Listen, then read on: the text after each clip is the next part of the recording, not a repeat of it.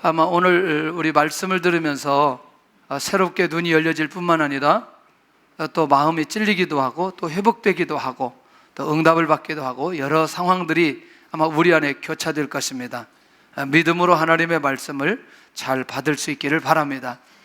지금은 어떤 시대인가 보는 이에 따라서 분별하고 판단할 수 있습니다. 그래서 꼭 이거다 이렇게 말하기는 굉장히 어렵더라고요.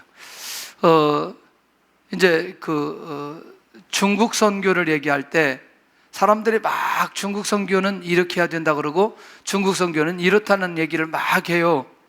근데요, 그게 정답이 아니고 또 그게 틀린 것도 아니고 그렇더라고요. 왜냐하면 상황마다 다 다르고 지역마다 다 다르기 때문에 어떤 것이 이렇다 이렇게 말하기는 굉장히 어렵더라고요. 아마 지금도 어떤 시대를 지금의 시대를 바라볼 때 쉽게 설명하기는 어려울 거다. 그러나 조금 이따 이제 한 부분에 전체적으로 그런 관점에서 볼 때에 아마 조금 이 부분에도 열려질 부분이 있지 않겠나 그런 생각이 들고, 나의 관심은 어디에 있는가? 오늘 나의 관심은 어디에 있는가? 저도 나의 관심은 어디에 있는가? 그래서 이번 여름 기간 동안에 어떻게 기도로 준비하고 그 다음에 후반기에 우리 새생명 축제와 후반기 사역에 어떻게 하나님의 인도를 받아가야 될까, 이렇게 무심코 이렇게 기도할 때마다 또 이렇게 생각할 때마다 그런 것들이 자꾸 떠오르게 됩니다. 세 번째는 나의 마음은 어디로 향하고 있는가? 이 방향성이죠. 각자 나름대로 평생에 어떤 방향을 정하고 할 수 있겠지만 저는 제 개인적으로는 정말 교회를 시작하면서 사도행전 1장 8절을 주셨기 때문에 평생 이 말씀을 붙들고 가야 되지 않겠냐. 나이에 상관없이, 환경에 상관없이, 시대에 상관없이, 관계에 상관없이 가야 될 필요 있지 않겠냐. 죽을 때까지 이 말씀을 붙들고 가려고 그렇게 생각을 합니다. 우리 나름대로 각자 나도 어디로 내 마음이 향하고 있는가, 그리고 어디로 지금 내가 달려가고 있는가 좀 우리가 생각해 보면서 오늘이 다시 한번 말씀 속에 한번 들어가는 시간을 가지면 좋겠다, 그런 생각이 듭니다. 첫째, 오늘 회개 영성 가운데 굉장히 첫 번째 내용이 중요한 게 뭐냐면 두어 사람이 주님을 찾아왔습니다. 두어 사람이 주님을 찾아왔습니다. 주님을 찾아온 목적이 무엇인지 우리가 알아야 오늘 전체 문이, 이제 말씀을 향한 문이 열려지기 시작합니다. 내용인즉 간단해요. 빌라도에 의해서 갈릴리 몇 사람이 굉장히 어려운 일을 당했어요. 자, 어려운 일을 당했다라고 하는 말을 좀 제가 어려운 일을 당했다고 하니까 뭐 대충 이렇게 어려운 일을 당했다 이렇게 얘기할 수 있겠지만 사실은 죽었습니다. 조금 더 심하게 말하면 살해를 당했어요. 어려운 일을 맞지요. 굉장히 힘든 일이 있죠. 맞지요. 그런데 누구에 의해서? 빌라도에 의해서 갈릴리 사람이 어려움을 당했어요. 근데요, 이때 상황들을 보면은 식민지 상황이기 때문에 통치자의 입장에서는 이 유대인들, 이 사람들을 이렇게 하는 것은 흔한 일이었단 말이죠.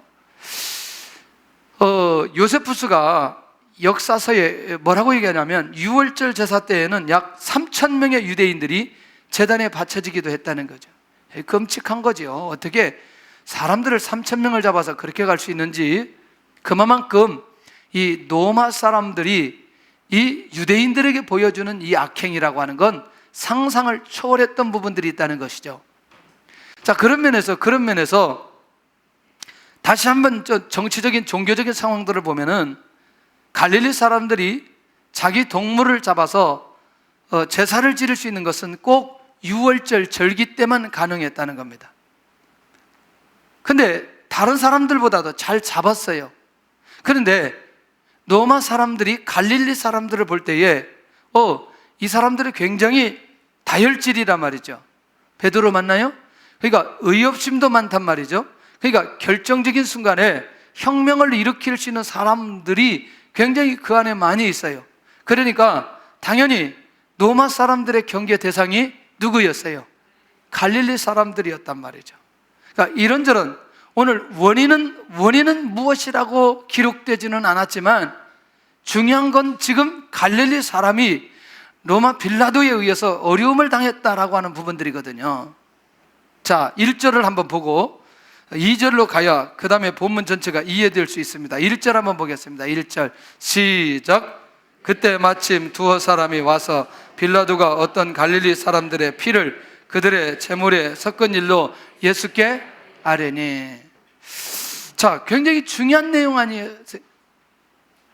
자, 그러면 이제 이 얘기를 주님에게 했다는 건 뭔가 중요한 얘기를 주님에게 듣고 싶어 하는 마음이 있는 거 아니겠어요? 맞나요? 예. 그런데요, 12장에 주님께서 뭐라고 말씀하시냐면, 만약에 고소하는 사람과 재판관에게 갈 때에 빨리 화해해라, 그 얘기 들으셨죠, 지난주에? 그런데 그 얘기는 고소하는 사람과의 관계가 아니고 누구와의 관계라고요? 하나님과의 관계 속에서 막힌 담을 열어야 된다. 만약에 그렇지 않으면 재판장에 넘겨주고 그 재판장은 옥졸에게 넘겨주고 옥졸은 감옥에 가둘 수 있으니 빨리 하나님의 관계를 뭐 해라? 회복해라.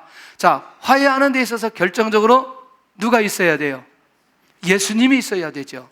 자, 예수님이 그 안에 계셔야 되고, 예수님이 그 안에 계시려면 반드시 예수님의 이름으로 뭐가 이루어져야 돼요? 회개가 이루어져야 돼요. 할렐루야. 자, 이제 여기까지는 정리가 되어졌죠. 자, 이 얘기를 듣고, 자, 주님의 말씀을 자기들에게 적용하지는 않았다는 거죠. 자, 조금 더 가볼게요. 그래서 뭐냐면 그 심판의 대상으로 그들은 갈릴리 사람들을 지목했던 것을 보게 됩니다. 이 말 이해되나요, 지금? 주님이 말씀하셨고 하나님의 관계 회복해야 된다. 만약에 하나님의 관계 회복되지 않으면, 자, 옥졸들에게 넘겨주고 감옥에 갈 수 있다. 눈에 보이는 사람들이 드러났어요. 그 사람들이 누구냐? 갈릴리 사람들이 빌라도에게 어려움을 당하고 죽게 되어졌다. 그들은 심판의 대상으로 이렇게 나타났다. 여러분들, 하나님과의 관계를 위해서 말씀하신 주님의 의도가 오늘 이 주님에게 온 이 사람들은 아직 자기들 안에 적용이 잘 안 됐어요.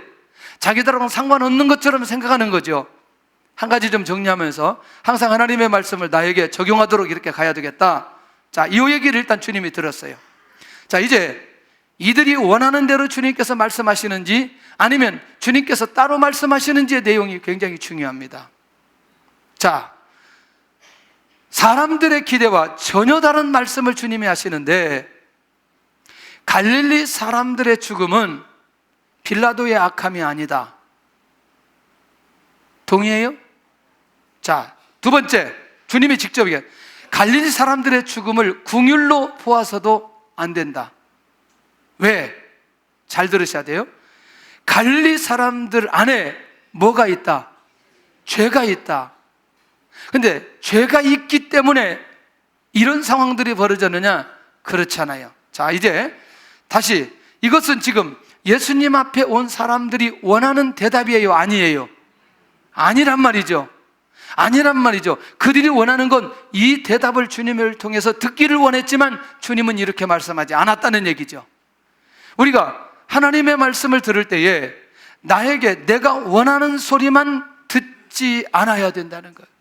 우리도 모르게 우리의 귀는 익숙해 있어서 내가 원하는 소리만 들으려고 애를 쓰고 거기에 집중하게 되어 있다는 것을 우리는 기억하고 인정해야 된다는 거예요. 다시 우리 안에서 하나님의 어떤 말씀이든지 하나님의 말씀이라면 그 하나님의 말씀을 듣는 일에 우리가 집중해야 될 필요 있겠다. 할렐루야. 주님은 더 중요한 비밀을 가르쳐 주십니다. 다른 갈릴리인보다 악한 죄인이기 때문에 일어나는 것이 아니다. 인정하나요? 자, 두 번째, 죄를 짓고 회개하지 않음으로 인한 결과이라는 거예요. 죄 때문에 아니고 죄를 짓고 무엇하지 않음으로, 회개하지 않음으로. 그러니까 죄에 대한 것을 묻기 위해서, 그에 대한 결과이기 때문에 심판하기 위해서 이런 일이 일어난 게 아니고 죄를 짓고 무엇하지 않았기 때문에, 회개하지 않았기 때문에. 자, 2절 한번 보여야 돼. 2절 3절을 보고 가야 됩니다. 시작. 대답하여 이르시되 너희는 이 갈릴리 사람들이 이같이 해받음으로 다른 모든 갈릴리 사람보다 죄가 더 있는 줄 아느냐? 너희에게 이르노니 아니다. 너희도 만일 회개하지 아니하면 다 이와 같이 망하리라. 자, 이해됐나요? 자, 2절 보고 3절 보니까 정리가 되었어요. 그러니까 누구보다도 이 사람들이 죄가 더 많아서 이런 어려운 일을 당했다, 그런 말이 아니라는 거죠. 죄를 지었지만 무엇하지 않으므로 회개하자. 그래서 죄에 경하고 중한 것이 아니라 지금 이 사람들을 통해서 이루어져야 될 회개가 이루어지지 않음으로 인한 결과였다. 주님께서 굉장히 중요한 비밀을 이 두어 사람에게 가르쳐 주시고 있는 것을 보게 됩니다. 그러니 지금 우리는 주님의 말씀을 통해서 본질이 무엇을 발견했어요? 본질이 뭘 발견했어요? 그렇죠, 회개를 발견했습니다. 그런데 저 사람들이 볼 때는 이걸 심판이라고 생각했단 말이죠.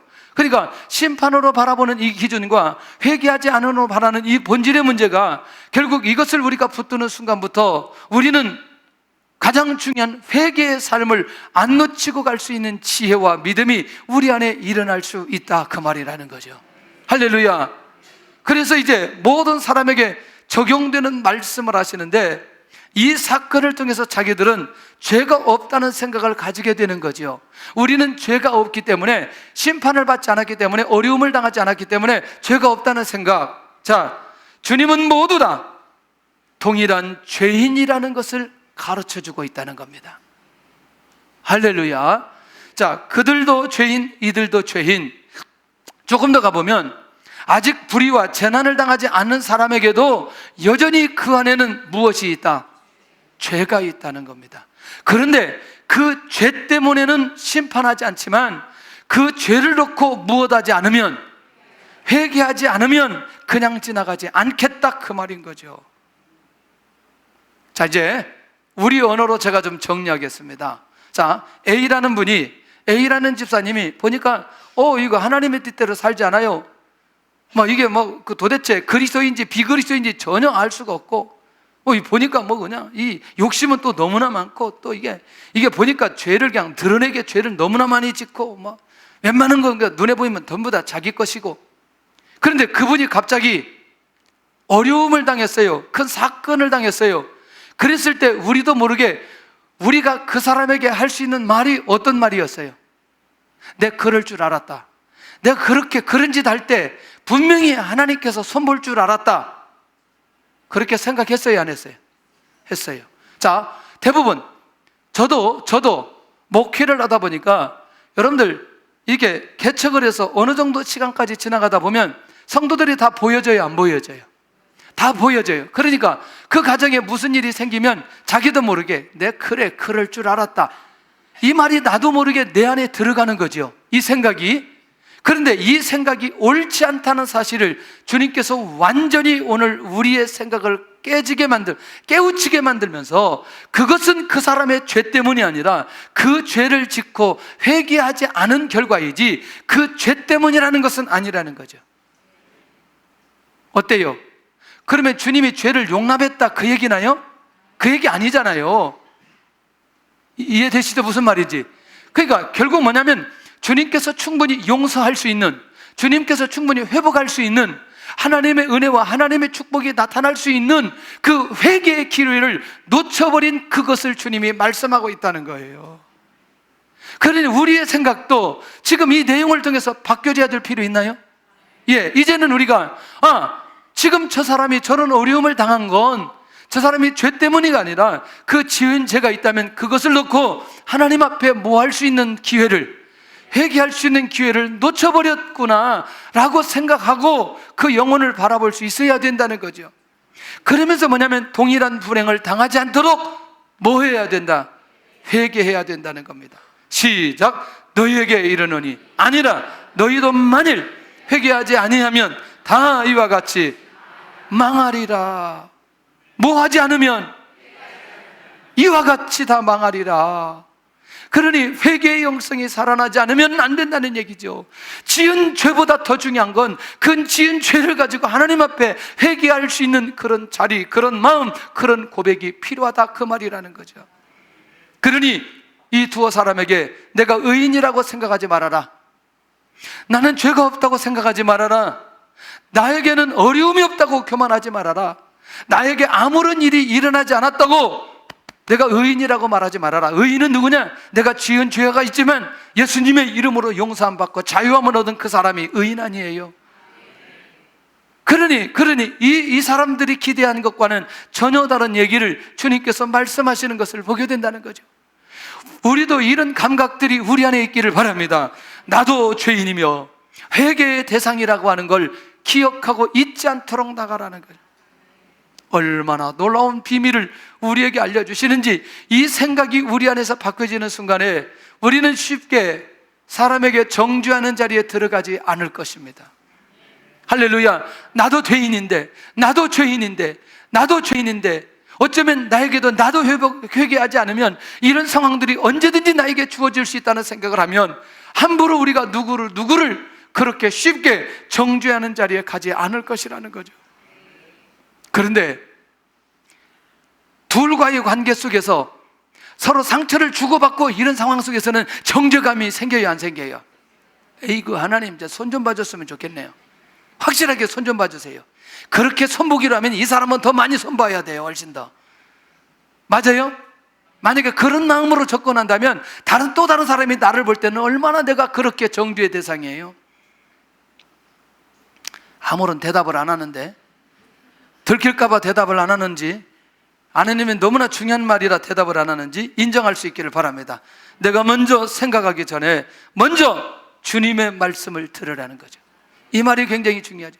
주님 앞에 가면서 이미 내가 어떻게 우리의 생각을 먼저 가지고 주님의 말씀을 들으려고 하는 것보다는 모든 것들을 내려놓고 오직 주님에게만 집중하게 되어질 때에 주님께서 정확한 말씀을 우리에게 주시고 그 말씀이 우리 내면 안에 들리게 될 줄로 믿습니다. 셋째, 주님께서 말씀하신 이 회개의 영성을 이제 한 사건을 통해서 주님께서 이제 다시 설명하기 시작합니다. 재난과 죄의 관계에 대해서 주님 말씀하시는데 이 재난이 일어나는 부분에 대해서 어떻게 정리해야 될까? 갑자기 실로암 얘기를 꺼내는 거예요. 실로암 목가에서 치유받은 사람 있죠? 자, 그런데 이 실로암은 예루살렘으로 공급되는 물을 저장하는 곳입니다. 여기까지는 어렵지 않죠, 이해하는 거. 이 저수지는 석조이고 서쪽은 부서져 있는 상황. 그런데 이곳을 지키기 위해서 세워놓은 망대가 무너져 버렸어요. 그런데 그 망대에 의해서 치여서 죽은 사람이 18명이나 돼요. 적어요, 많아요? 많지요. 특별히 저수지는요, 빌라도가 성전 자금을 이용해서 만들었던 수로의 일부에 세워졌단 말이죠. 자, 그러면 유대인들의 전통적인 생각은 18명이 죽은 것도 무엇에 대한 결과다? 죄에 대한 결과다. 자, 그럼 그 본문의 내용을 한번 봐야 돼요. 크게 해야 됩니다. 여러분들 이 내용은 제대로 봐야 눈이 열려집니다. 시작. 또 실로암에서 망대가 무너져 치여 죽은 18사람이 예루살렘에 거한 다른 모든 사람보다 죄가 더 있는 줄 아느냐. 근데 주님이 뭐라 그래요? 그 다음에 그렇다, 아니라? 아니라. 자, 다시 5절 시작. 너희에게 이르노니 아니라. 너희도 만일 회개하지 아니하면 다 이와 같이 망하리라. 거듭 2번씩 무엇을 얘기하고 있어요? 회개에 관한 얘기하고 있어요. 아까 갈릴리 사람이 죽은 것도 역시 무엇 때문이다? 자, 망대가 무너져서 18명이 죽은 것도 무엇 때문이다? 회개다. 그러니까 예루살렘에 있는 사람보다 죄가 더 많아서 이들은 다른 사람보다 악을 많이 행해서 그래서 죽은 것은 아니라는 거죠. 모든 사람들의 기대는 바로 이와 같은 생각을 하는 거죠. 그렇지. 죄가 많아서 악을 많이 행해서 그 사람들이 망대에 무너져 치여서 죽었구나. 이런 생각은 일반적인 사람들이 모두 다 하고 있다는 거예요. 다시 오늘 우리 안에 새로운 정리가 필요하다는 것입니다. 주님께서 망대 사건을 통해서 가르치는 말씀은 회개하지 않으면 모두 다 이와 같이 뭐하리라? 망하리라. 죄를 짓는 것보다 회개하지 않는 결과가 더 훨씬 더 무섭다는 사실을 주님께서 가르쳐주고 있다는 거예요. 그러나 그 무서움을 얘기하려고 하는 건 아니잖아요. 주님께서 회개를 말씀하는 건 그들을 용서하기 위해서, 그들에게 은혜를 베풀기 위한 목적이지 심판의 목적은 아니라는 거죠. 할렐루야. 그러면 제대로 회개하면 이웃이 당하는 불행을 보고 위로해 줄 수 있나요? 제대로 회개가 되었다면, 자, 회개가 제대로 되었다면 이웃이 당하는 아픔을 보고 함께 아파할 수 있는 거 아니겠어요? 제대로 회개가 됐다면, 제대로 자기가 하나님의 은혜 속에 있는 것이라면, 그리고 제대로 회개된 사람은 이웃의 고난을 정죄하지 않는 것 당연하지 않아요? 네? 맞아요, 안 맞아요? 그러면 우리 안에 계속해서 회개의 영성이 살아나는 사람은 그런 상황들이 일어날 때마다 함께 애통하며 고통하며 또 함께 위로하고 또 그것을 통해서 또 선한 하나님의 인도를 받으려고 애를 쓰고 또 애를 쓰게 된다는 것입니다. 하나님, 내 안에 이 생각들이 바뀌어지게 하여 주옵소서. 혹 누가 이런 망대 사건과 같은 상황들이 벌어질 때마다 그때 회개에 대한 부분으로 철저히 깨닫게 하여 주시옵소서. 정죄하는 영성 말고 회개의 영성이 살아나게 하여 주시옵소서. 그렇다면 또 한 가지 더 있어요. 주님께서 더 이해를 돕기 위해서 이 회개를 위해서 말씀하신 내용 하나가, 한 사람이 포도원에 나무를 심어요. 나무를 심는데 포도원에 무화과 나무를 심어요. 여러분들, 무화과 나무를 심을 때 목적은 무엇이겠어요? 열매를 얻기 위해서 심는 거죠. 그런데 열매를 얻은 줄 알고 나무를 찾아보니까 열매가 있어요, 없어요? 없어요. 그런데 포도원에 무화과에 대한 비유를 하신 이유는 뭐냐면 열매를 맺어야 될 무화과가 맺지 못한 거란 말이죠. 그러면 여기 무화과가 누구를 상징하느냐? 봤더니 바로 지금의 이스라엘을 상징하고 있는 겁니다. 그러니까 이 얘기를 하기 위해서 결국엔 주님이 무엇으로? 비유로 말씀하고 있다는 거죠. 자, 보세요. 6절을 한번 보세요. 6절. 이에 비유로 말씀하시되, 맞나요? 시작. 이에 비유로 말씀하시되 한 사람이 포도원에 무화과 나무를 심은 것이 있더니 와서 그 열매를 구하였으나 얻지 못하였으나. 결국 뭐냐면 열매 맺지 못한 상황이 또 그 다음에 이어지는 게 7절에 포도원 지기에 당부하죠. 그러니까 3년을 와서 무화과 나무에 열매를 얻지 못할 때 무화과 나무를 뭐하라? 찍어버리라. 왜? 땅만 버리도록 해서는 절대로 안 된다. 조금 더 가볼게요. 하나님의 인내에도 불구하고 이스라엘이 열매를 맺지 못하면 그 무화과 나무를 어떻게 하겠다? 찍어버리겠다. 땅만 버리도록 해서는 안 되겠다. 조금 더 가볼게요. 이 무화과 나무는 열매 맺지 못한다면 무화과 나무는 무엇 때문에 심는데? 열매 때문에 심는데 열매를 맺지 못하면 존재의 가치가 의미가 없는 거 맞나요? 예. 그러면 무화과 나무가 열매를 맺지 못하면 쓸데없이 자리만 차지하는 거 맞나요? 예. 그렇다면 포도원 지기의 대답. 자, 포도원 지기는 누구냐? 바로 예수 그리스도. 우리 주님인 것을 우리에게 알려주는데 그 포도원 지기가 뭐라고 말하느냐? 금년에도 그대로 두옵소서. 내가 두릅하고 거름을 주겠습니다. 하하. 이후에 열매가 열면 좋거니와 그렇지 않으면 찍어 버리소서. 그래도 주님은 지금 뭐 하고 계세요? 열매 맺도록 지금은 그래도 주님이 뭐 하세요? 회개할 수 있는 기회를 주시는 거죠. 맞나요? 이렇게 주님이 지금 있는 이 사역 가운데, 공생의 사역 가운데, 그리고 주님이 떠나시고도 지속적으로 주님은 많은 사람들이 이 열매, 어떤 열매? 회개의 열매를 맺히도록 역사하고 있는 것을 보게 된다는 거죠. 그래서 주님은 심판의 목적이 아니라 구원의 목적이 있음을 우리에게 알려주고 있습니다. 자, 그럼 정리됐나요? 한 번도 아니고 두어 사람에게 회개 얘기를 했고, 그 다음에 무슨 얘기했죠? 망대 얘기를 했고, 그 다음에 포도원에 관한 얘기를 했고, 3번 동일하게 주님께서 말씀해 주신 결정적인 얘기는, 핵심은 뭐였어요? 회개에 대한 부분이었어요. 자, 그러면 9절 한번 보겠습니다. 9절 시작. 이후에 만일 열매가 열면 좋거니와 그렇지 않으면 찍어 버리소서 하였다 하시니라. 자, 열매에 대한 부분들은 철저히 회개라고 하는 것을 우리가 기억했으면 좋겠다. 시대마다 회개의 영성으로 살았던 사람이 있습니다. 그런 시대가 있었습니다. 그런데 놀라웠게도 그때마다 하나님은 그 회개하는 그 현장에 놀라운 은혜를 부어주셨습니다. 혹시 다윗왕의 회개의 영성 기억하시나요? 우리아의 아내를 취한 이후에, 우리아를 전쟁터에 죽게 한 후 나단 선지자의 지적을 받고 회개 자리로 들어갔던 다윗. 시편 51편 9절 보겠습니다. 시편 51편 9절. 자, 빨리 가겠습니다.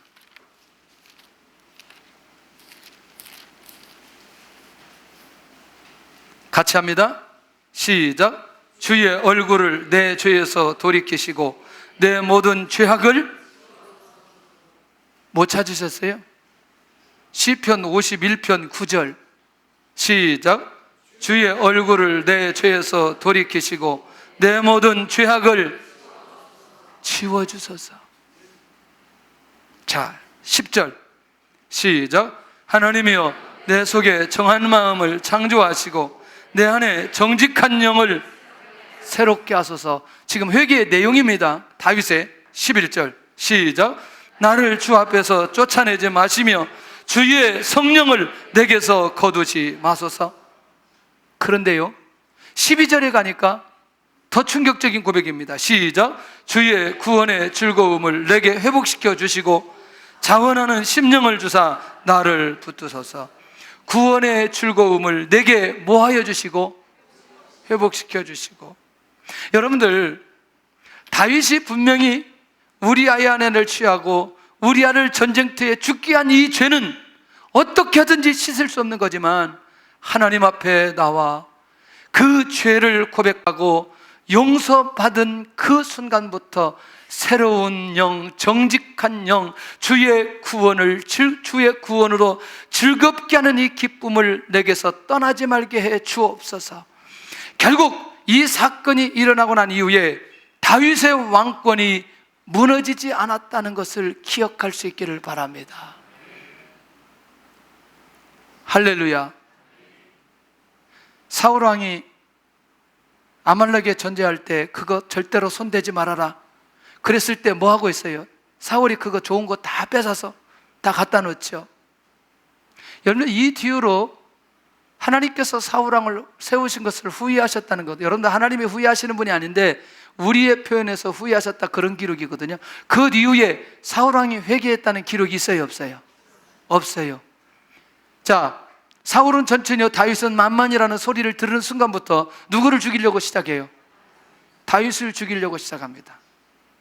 사울과 다윗이 어떻게 다른지, 어떻게 유다 지파가 왕으로 올라가게 되어지는지, 이 결정적 상황은 이 다윗이 항상 결정적인 순간마다 회개의 영성으로 그의 삶을 하나님의 인도받았던 모습을 우리가 확인할 수 있습니다.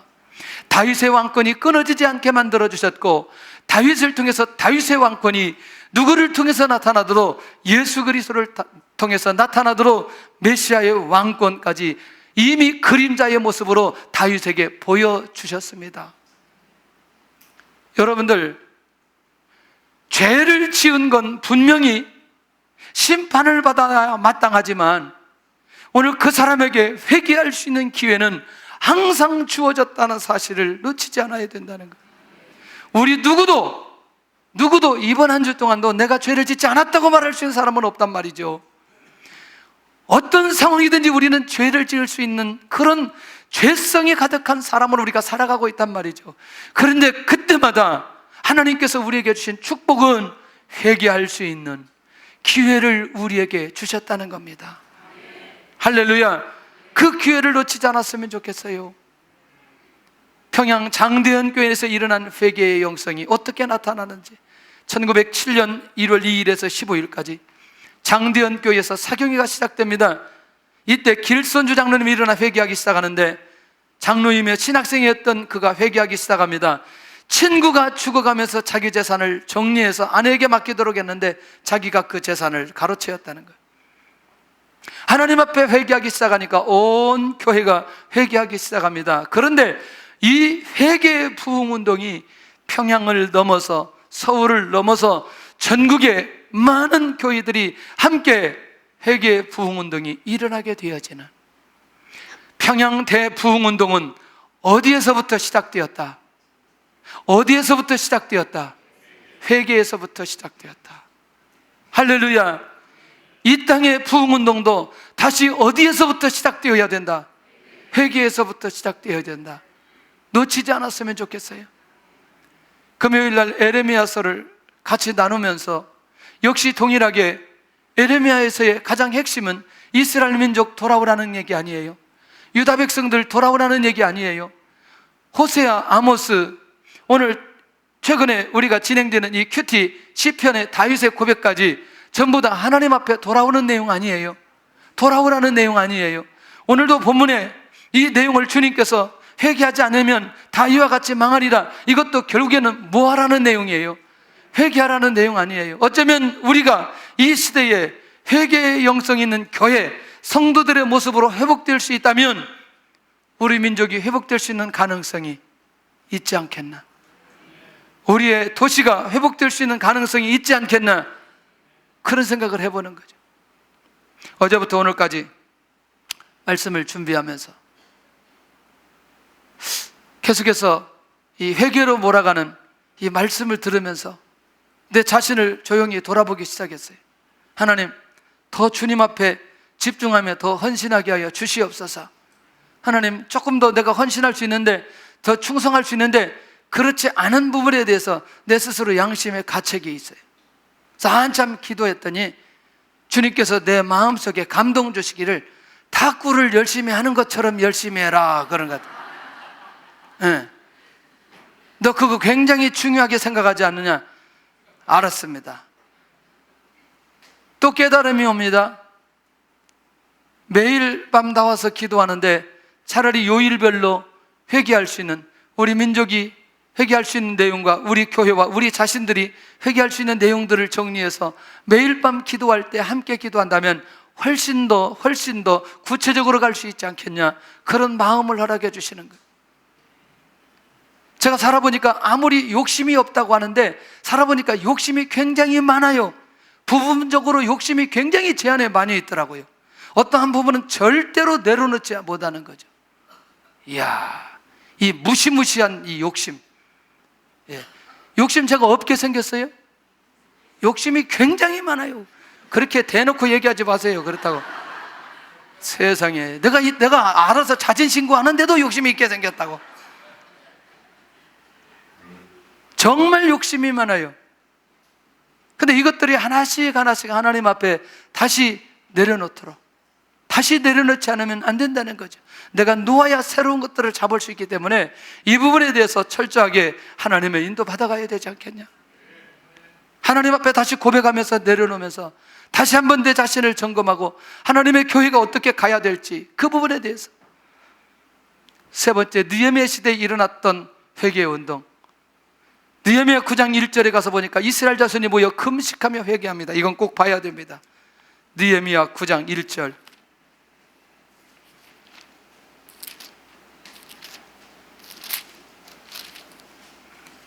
(738쪽입니다) 1절, 2절만 좀 크게 하겠습니다. 느헤미야 9장 1절 시작. 그날 29날에 이스라엘 자손이 다 모여 금식하며 굵은 베옷을 입고 티끌을 무릅쓰며 모든 이방 사람들과 절규하고 서서 자기의 죄와 조상들의 허물을 자복하고. 자, 이제 저를 보시기를 바랍니다. 누구 시대에, 어느 시대에? 느헤미야 시대에. 자, 아닥사스다 왕 술 맡은 관원장이 고국을 바라보면서 애통하다가 내가 고국에 가서 성벽을 재건해야 되겠다 결단하고 응답받고 총독으로 이제 오게 되면서 성벽을 재건하고 그 이후에 이스라엘 민족이 변화되는 모습이 9장에 있는 내용입니다. 자, 금식합니다. 굵은 베옷을 입고 회개합니다. 이방 사람들과 절교해 버립니다. 왜? 이방 사람들과 가까이 하는 만큼 무엇이 들어오니까? 우상이 들어오니까, 죄가 들어오니까 결국 이것을 끊어내지 않으면 안 된다는 거예요. 그 다음에 더 중요한 건 이스라엘 자손이 자기들의 죄와 조상들이 지었던 죄를 놓고 회개하기 시작합니다. 굉장히 놀라운 거죠.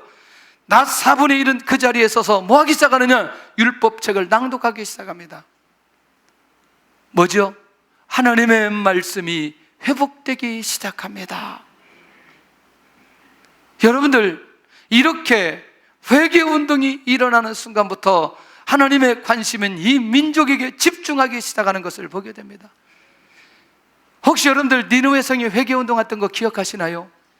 예, 소나 돼지, 닭 모든 것까지 모든 사람들이 금식하는 거죠. 니느웨 성에. 요나가 가기 싫은 거예요. 니느웨 성에. 왜? 아수르 수도인데 내가 가서 40일이 지나면 망한다고 얘기를 내가 왜 안 해? 그러니까 도망가다가 뱃속에 들어가가지고 심한 고생하고 다시 가가지고 억지로 40일이 지나면 망한단데 이렇게 하고 돌아다녀. 40일이 지나면 망한단데. 그런데 그것을 니느웨 성에 있는 사람은 하나님의 음성을 듣고 회개해버리는, 하나님께서 그 성을 용서해 주시기 시작합니다. 은혜 베풀어 주시기 시작합니다. 여러분들, 지금은 회개의 영성으로 하나님 앞에 나갈 때인데 지나간 역사를 통해서 한번 확인해 볼 필요가 있어요. 여러분들 120년 기독교 역사 가운데 평양 부흥회 때처럼 회개운동이 일어난 적 있나요? 없어요. 자, 50년대 지나면서, 자, 해방되고 50년대 지나면서 축복의 말씀이 집중적으로 선포되었나요? 예. 그 다음에 세 번째는 여러분들 조금 더 축복을 받고 부흥이 되니까 이제 조금 더 우리가 하나님의 말씀도 알아가기 시작하고 그 다음에 조금 더 이제 훈련받기 시작하는 시기가 있었나요? 그래서 하나님의 말씀을 학습하자고 또 우리가 이렇게 훈련받자고 이런 말씀들이 많이 일어났나요? 조금 더 지나고 나니까 이제 우리는 선교해야 된다고 그래서 선교사들을 많이 파송하고 선교에 일어났던 시기들이 있지 않았나요? 그런데요, 뭐는 없었어요? 회개하자는 내용은 없는 거죠. 다시 하나님 앞에 돌아가고 평양에 그때 일어났던 회개운동으로 갈 수 있는 이때가 되어야 되는데, 신사 참배를 놓고 공식적으로 회개한 분이 한 분이 계시는데, 한경직 목사님이 템플턴 상 받을 때에 사람들 앞에 상 받기 전에 나는 신사 참배했던 죄인이었습니다. 만인들 앞에 내가 그렇게 죄인이었다고 공식적으로 고백했습니다. 그 이후로 아무도 내가 신사 참배했다고 회개했던 사람이 없다는 거예요. 자, 조금 더 가볼게요. 현대인들의 마음을 빼앗아가는 영역은 뭐냐면 모든 시선을 어디로 끌고 가요? 경제 문제로 끌고 갑니다. 예, 경제에 관심 갖게 만들죠. 그래서 경제를 위한 일이라면 할렐루야, 헌신하는데 하나님 앞에 헌신하는 것 이상의 헌신을 하는 거죠. 맞나요? 목숨 겁니다. 목숨. 사업에 목숨 걸고 직장에 목숨 걸고. 할렐루야. 뭐 때문이에요? 전부 다 돈 때문에. 자, 조금 더 가볼게요. 기도의 내용이나 말씀도 모두 다 어디에 집중되어 있어요? 경제에 집중되어 있어요. 자, 우리의 시선을 어디로 끌고 가는지에 대해서 생각해 볼 필요가 있어요. 결국 그렇게 하다 보니까 시대를 볼 수 있는 영적인 눈을 온전히 가지지 못하게 만드는 거죠. 자, 조금 더 가보면 이제 이해가 될 거예요. 뭐냐면 제가 한국에 나온 지 얼마 안 되잖아요. 다 해봐야 한 8년, 9년 되는데 그 어간에 정치 지도자들에 대한 비판이 무엇 때문에 나오는가 가만히 정리를 해봤더니 다른 것보다 경제가 어려우면 바로 이 화살이 누구에게 가냐면 정치 지도자에게 가더라고요. 그런데 제가 단 한 사람도 자기가 물질적 풍요를 누렸는데 대통령이 정치를 잘해가지고 내가 응답받았다는 사람 한 사람도 난 들어본 적이 없어요. 이 말 이해되나요? 무슨 말인지? 그러니까 다른 건 뭐래요? 다른 건 정치에 상관없이 나의 경제가 어려우면 이 경제 어려움을 누구에게 돌리는 거예요? 지도자에게 돌려요. 자, 여러분들, 이 시대적인 상황을 잘 살펴봐야 됩니다. 자, 결국 뭐냐면 이게 이 안에 하나님의 뜻이 어디에 있는지, 제가 이번 주 매일 영성 집회를 통해서 계속 하나님께서 말씀하시는데 전혀 예기치 않았던 얘기들이 계속해서 나갔어요. 뭐냐? 아브라함 얘기했습니다. 자, 아브라함이 끊임없이 아브라함을 하나님께서 훈련시키고 연단시켰던 게 뭐였어요? 아들이었잖아요. 25년 만에 주었으니까. 그리고 아브라함에게는 은, 금이 풍부했나요? 풍부하지 않았나요? 자기 집에서 길린 종이 318명이면 성경학자들이 뭐라고 말하냐면 아브라함의 집에 있는 사람의 가정이 한 1000명 정도 되지 않겠냐 이렇게 말하고 있어요. 그러면 경제적인 풍요로움이 있지 않으면 이 1000명 정도에 있는 사람들을 관리할 수 있어요? 없어요? 그러면 다른 말로 말하면 아브라함에게는 경제의 풍요가 있었다 없었다? 그런데 뭐만 주지 않는다? 아들만 주지 않는다. 왜?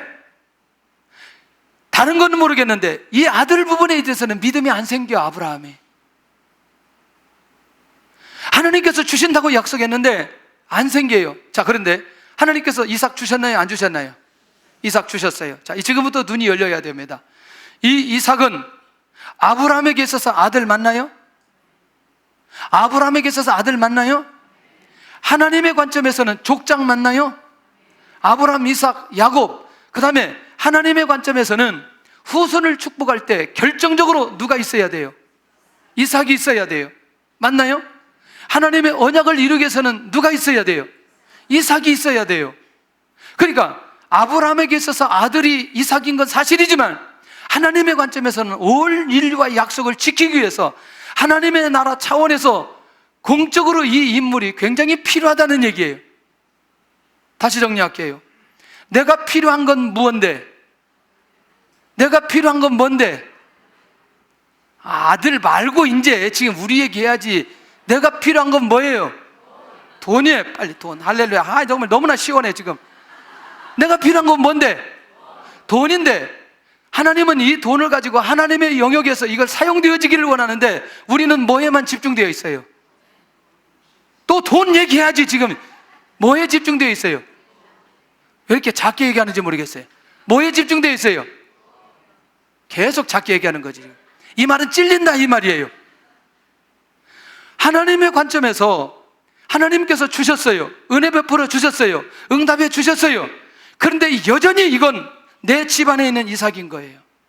내 집안에 있는 재물인 거예요.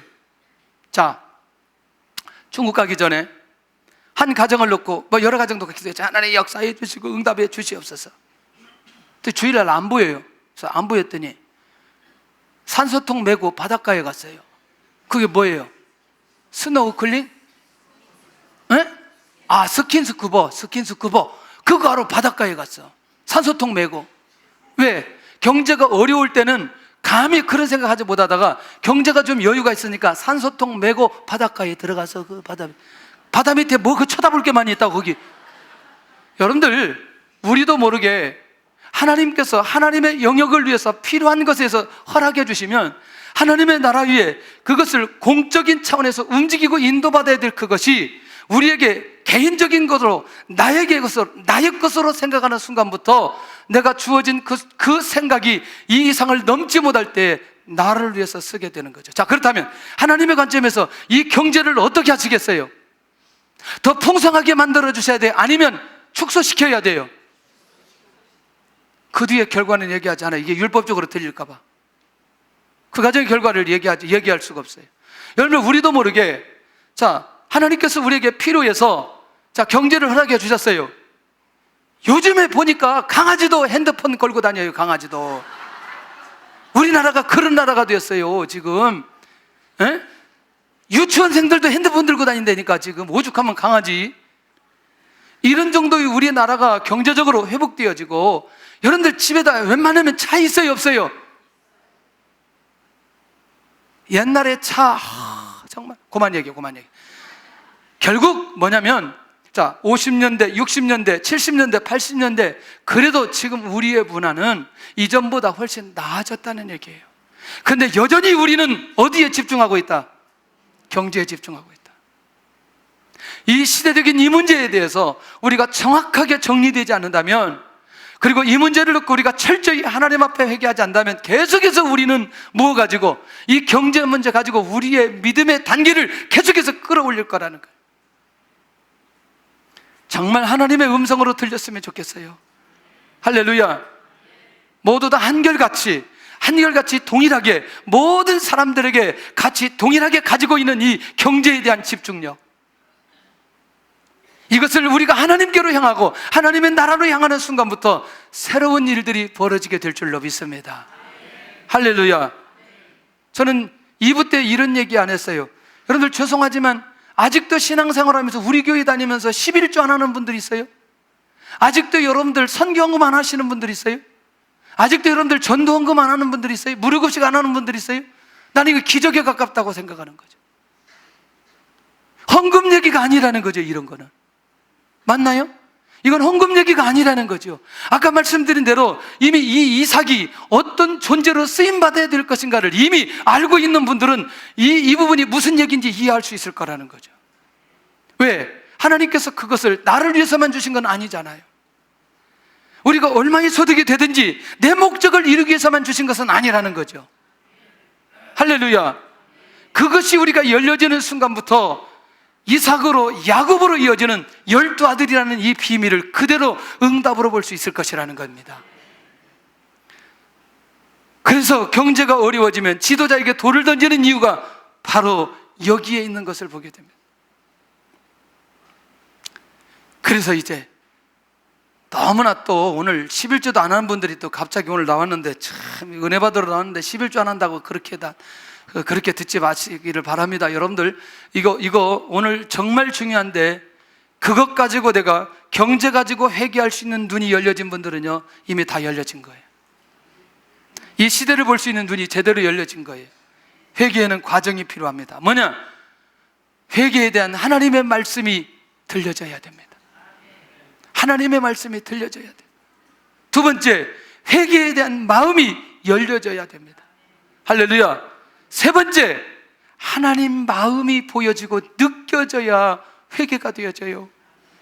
네 번째는 회개의 자리로 나아가야 된다는 것.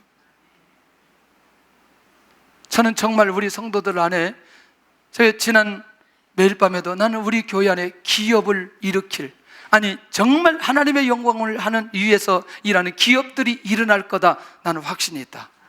내 개인적으로 정말 확신이 있다.